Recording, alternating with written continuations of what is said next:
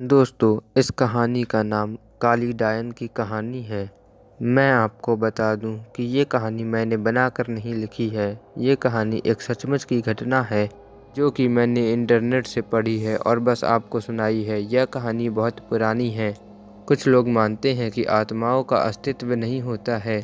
आप सभी जानते हैं, भगवान का अस्तित्व होता है तो भूतों का क्यों नहीं।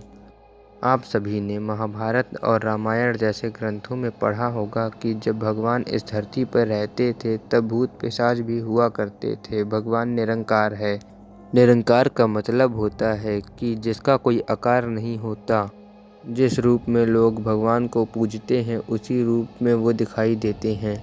तो समय व्यर्थ ना करते हुए हम आपको अपनी कहानी की तरफ ले चलते हैं। बहुत समय पुरानी बात है। उस समय पानी के ज़्यादा साधन नहीं हुआ करते थे। लोग पानी बड़े बड़े तालाब से और कुओं से पिया करते थे। तो ये कहानी भी एक तालाब की है जो कि उस काली डायन के जादू से अमृत से जहर बन गया था। यह डायन कैसे बनी और कैसे इस तालाब का पानी विष बन गया, आज हम इस कहानी में आपको इसी बारे में बताएंगे। एक गांव में एक औरत को कोई बच्चा नहीं था। वो औरत वहां के मुखिया की पत्नी थी और उस औरत के शादी के काफ़ी समय हो गया था। उस औरत को सारे लोग बाज कहकर बुलाते थे। सारे गांव वाले इसका मुंह भी नहीं देखना चाहते थे। कहते थे कि अगर इसका मुंह देख लिया तो पूरा दिन बर्बाद चला जाएगा। पर वो औरत वहां के मुखिया की बीवी थी, इसलिए वो लोग उससे थोड़ी बहुत बातचीत कर लेते थे। एक दिन उस गांव में एक फकीर बाबा आ जाता है और भिक्षा मांगने हेतु मुखिया के घर चला जाता है। मुखिया के घर में उसकी पत्नी से बातों ही बातों में उसका हाथ देखने लग जाता है। बाबा बोलता है कि आपको कोई बच्चा नहीं है ना। तो मुखिया की पत्नी बोलती है, आपको कैसे पता। तो बाबा बोलता है कि मैं हस्त कला में निपुण हूँ और हाथ देख के बता देता हूँ क्या होने वाला है और क्या होगा। मुखिया की पत्नी बोली, तो अच्छा, तो ये बताओ कि मेरा बच्चा कब होगा। तो वो बाबा बोलता है कि आपको भगवान ने बच्चा तो नहीं दिया, पर मैं एक रास्ता बताता हूँ। अमावस्या के दिन एक ऐसे लड़के की बलि चढ़ा दो जो कि अपने माँ बाप का अकेला पुत्र हो और उसके खून से अपने बाल को धोना। फिर उसके बाद आत्माओं से कहना कि ए प्यासी आत्माओं, इस बलि को स्वीकार करो और मुझे एक बच्चा दे दो। एक लोटे में उस कुएं का पानी भर के उसके शरीर की 2 बूंद उसमें डाल देना और उसे पी लेना और उस लड़के के शरीर की 2 बाल अपने साड़ी में बांध लेना। ऐसा करने से तुम्हें जरूर ही एक पुत्र की प्राप्ति होगी। इतना कह के वो बाबा भिक्षा लेकर चला गया। उस दिन के ठीक 3 दिन बाद अमावस्या थी। उस औरत ने वही किया जैसा उस बाबा ने बताया था। उसने अपने देवरानी के लड़के की बलि दे दी और उसके बालों को अपने साड़ी में बांध लिया, उसके खून को पी लिया। उसके बाद वह बिना मुड़े अपने घर वापस चली गई। सुबह गांव वालों को पता चला कि मुखिया के भाई के बेटे को किसी ने मार करके वहां फेंक दिया है।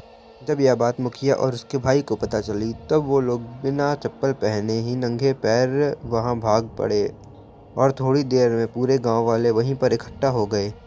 फिर किसी ने सर को झाड़ से जोड़ा और शरीर को उस नदी में बहा देने की सलाह दी।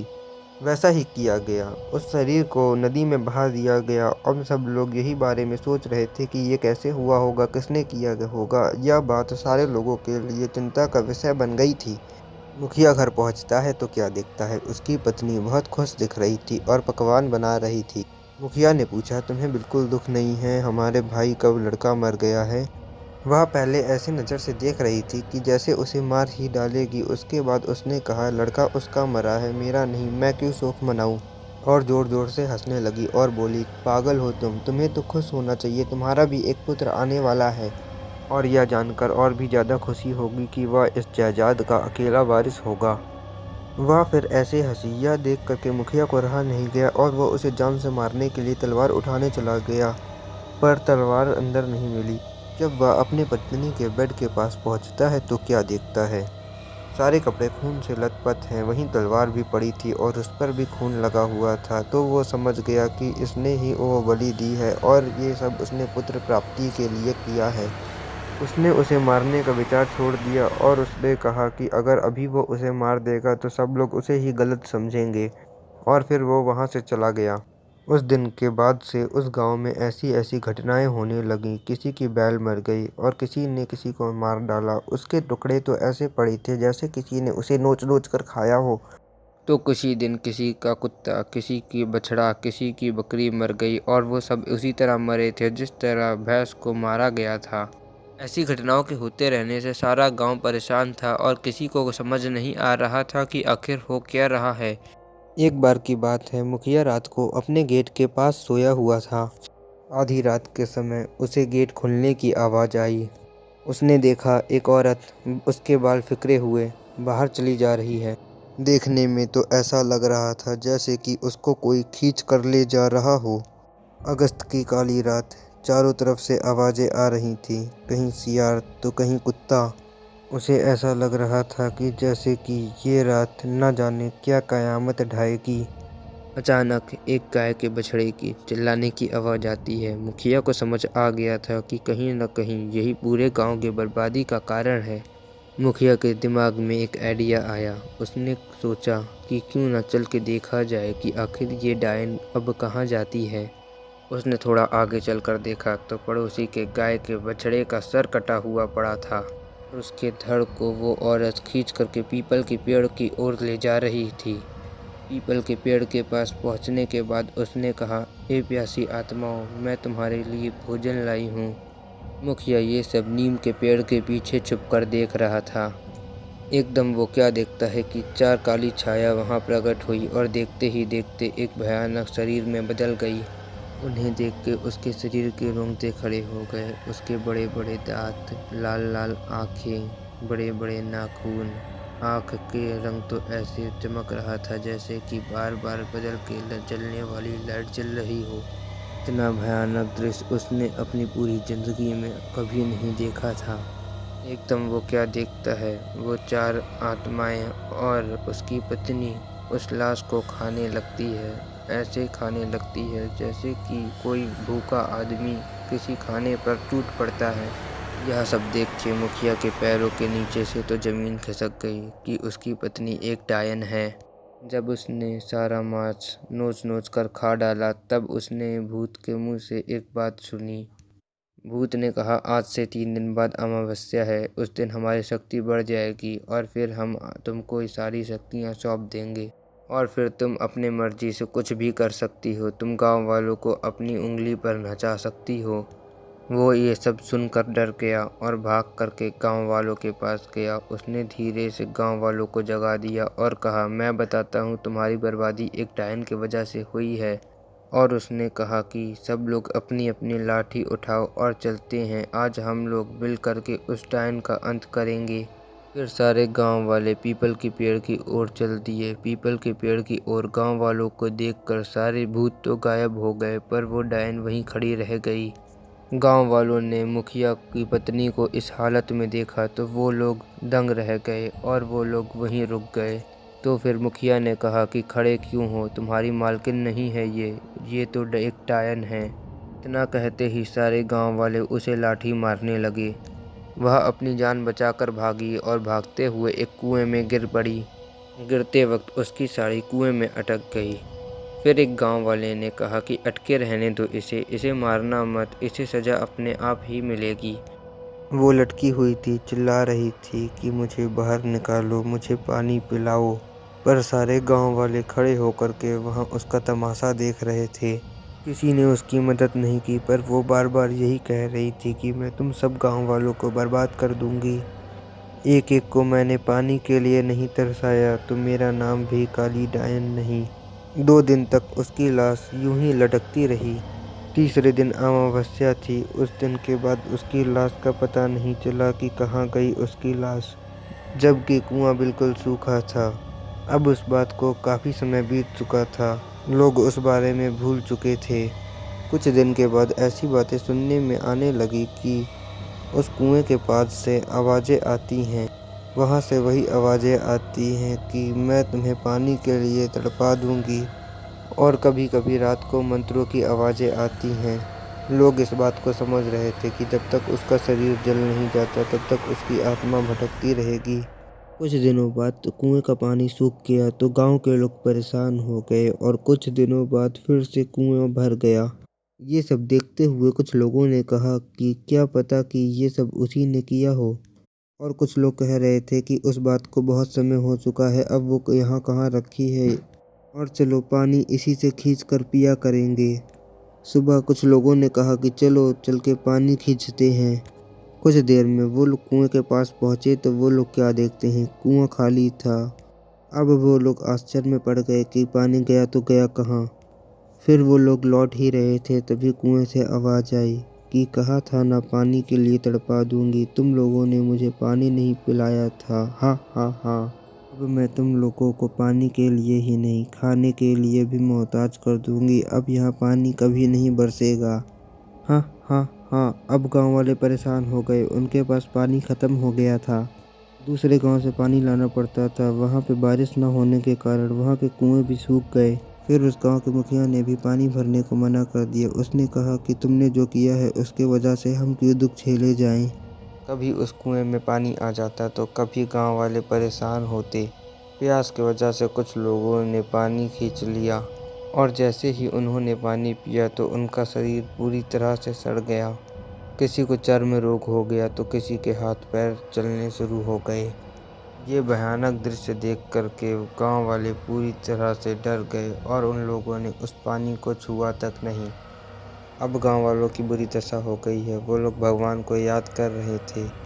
वो सब कह रहे थे भगवान किस पाप की सज़ा दे रहा है।